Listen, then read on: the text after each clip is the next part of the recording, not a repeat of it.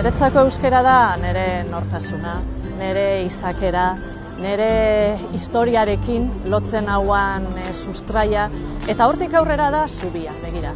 Jendearekin komunikatzeko era bat, zubi bat, baliabide bat, tresna bat, eta nik egia esan pentsatzen dut bai niretzako eta edonorentzako izugarrizko altxorra dela, eta oraindik ez ezaguna den altxor bat.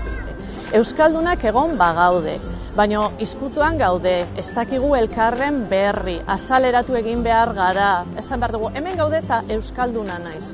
Alde batetik, euskaldun zarra garenok, eukiditzagun euskaraz bizitzako esparruak, ze espero duguna eta uste duguna, baina askoz ere gehiago dago.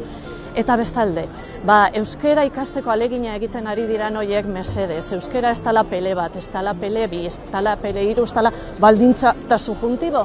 Euskaraz egiten dela bizi, gozatu, jendea ezagutu, disfrutatu, hori dena.